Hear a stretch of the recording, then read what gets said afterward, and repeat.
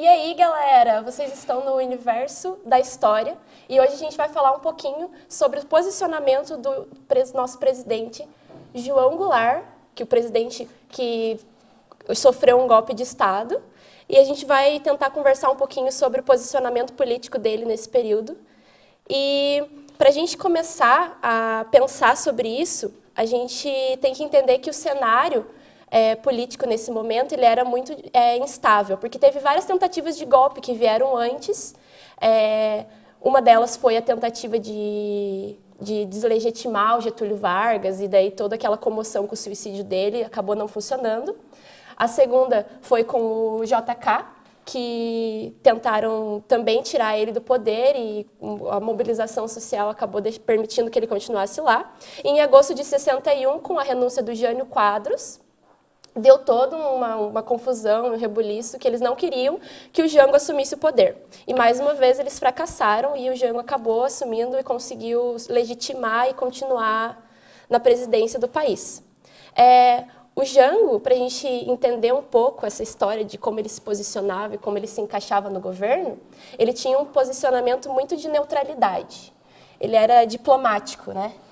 Tanto é que essa era uma das grandes críticas tanto da direita quanto da esquerda, porque a esquerda, nessa época, ela não era muito unida. Então, o Jango, apesar de ele ter tendências mais à esquerda, a esquerda não via ele como um aliado, porque a esquerda entre si estava tendo alguns conflitos e não aceitava conciliação com a direita. A esquerda, naquela época, queria bater de frente.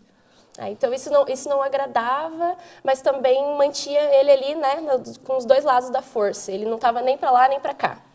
E daí, desde o começo do mandato dele, isso fez que existisse uma articulação da extrema-direita para que ou ele se posicionasse ou para derrubar ele de vez, porque, na verdade, a ideia desde o começo era que os militares assumissem o poder, isso lá desde Getúlio Vargas, né?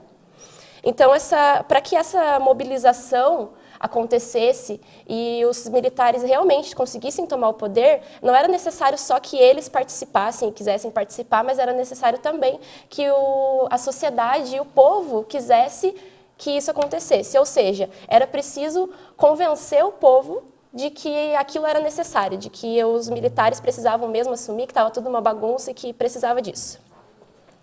E, bom, foi aí, a partir desse momento, que começa uma grande remessa de propagandas para tentar chacoalhar o Jango, para falar, sai de cima do muro porque não está dando certo. E daí é bem na época da Revolução Cubana. E isso foi um pouquinho antes, né, uns 2, 3 anos antes.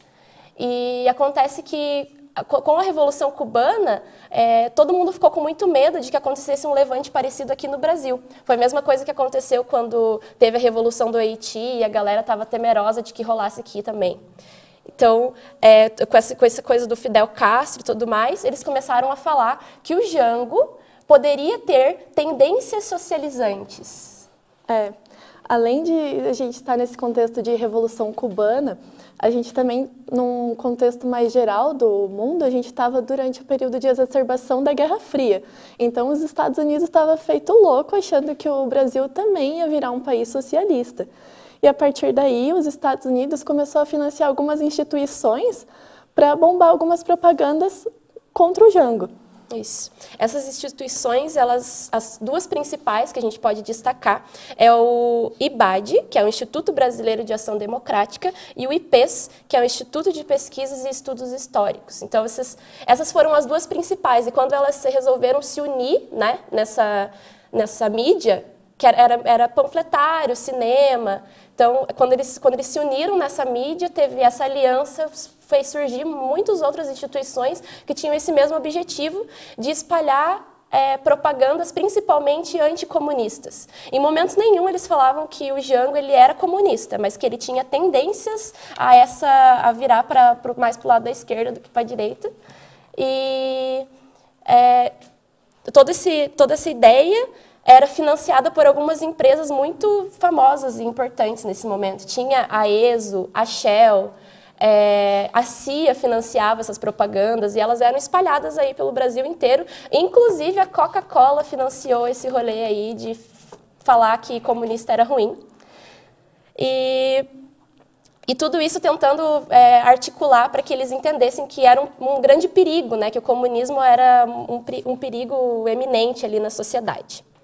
Então, o Jango, desde o começo, ele permaneceu muito vinculado a essas bases trabalhistas, mas ele nunca se deixou levar por essa esquerda radical, né? Ele não ficou ali em cima do muro.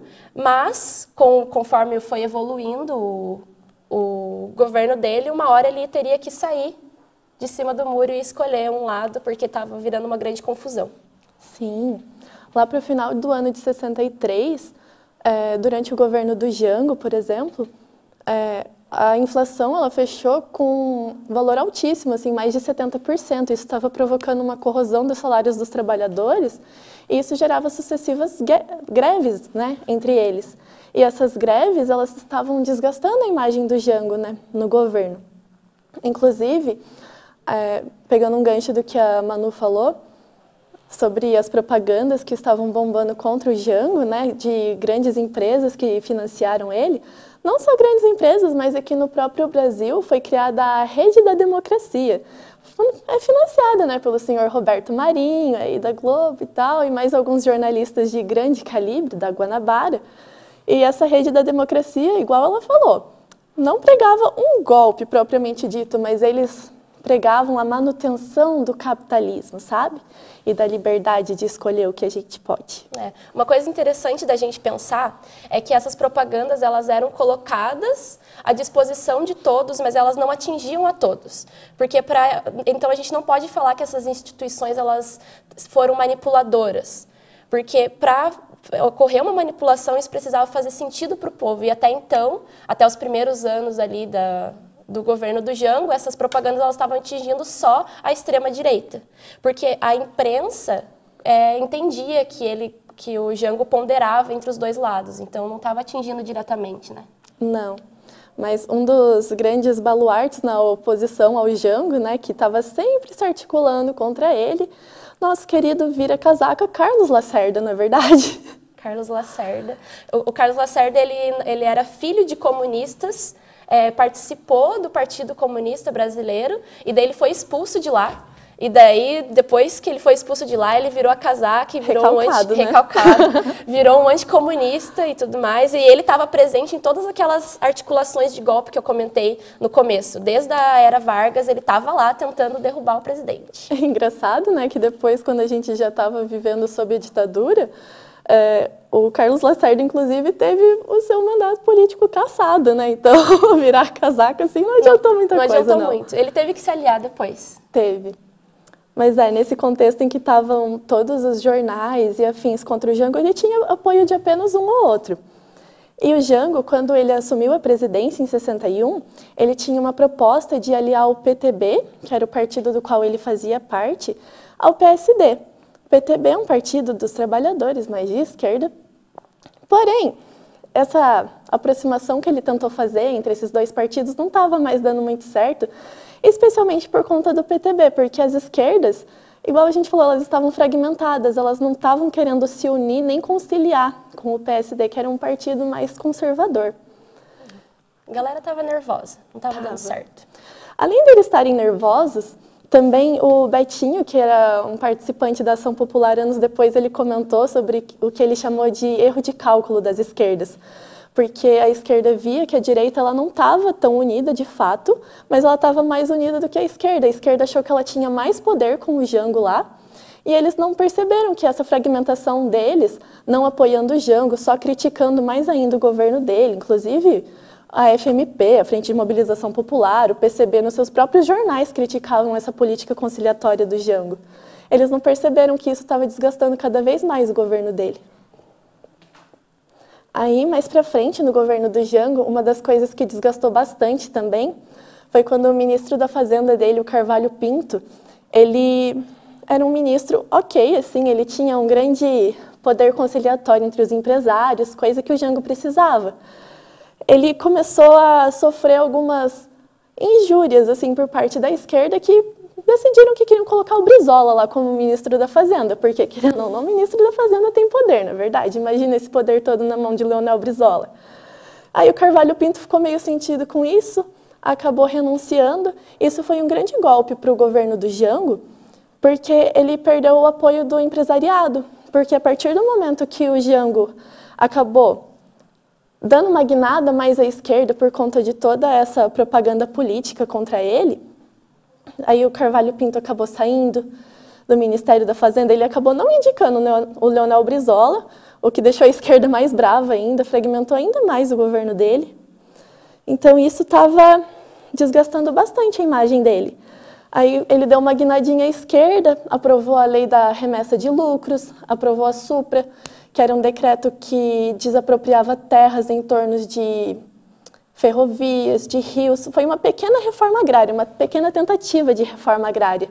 E isso acabou deixando o empresariado muito nervoso, acabou deixando eles com mais poder de argumentação, de falar que o Jango estava dando uma guinada à esquerda para virar um ditador aqui no Brasil também, como aconteceu as revoluções em Cuba e afins, né? A reforma agrária sempre foi uma grande questão dentro da direita, inclusive aquelas instituições que estavam fazendo as propagandas, elas não eram assim completamente 100% homogêneas, né? Elas também brigavam entre si, justo por causa dessa questão da reforma agrária. Era tipo, vamos falar sobre reforma agrária, não vamos. Eles eram contra, mas essa questão era como era um fato muito popular e causava discórdia dentro da galera que estava tentando fazer propaganda contra o Jango. Nesse contexto, então, o discurso anticomunista foi ganhando cada vez mais espaço, tanto na direita, que era onde aquelas instituições mais atingiam, né? Mas também como elas acabaram tendo o maior domínio sobre os meios de propaganda e de comunicação, elas atingiram mais a massa trabalhadora. E daí também, nesse contexto, a direita foi ganhando mais chão para se articular contra o Jango. E aí, como o Jorge Ferreira diz no livro dele, se o presidente arrumava a esquerda, a direita arrumava o golpe. E as coisas acontecem. Mas é isso aí, pessoal. Não se esqueçam de se inscrever no nosso canal e lembrem-se que a história também é agora.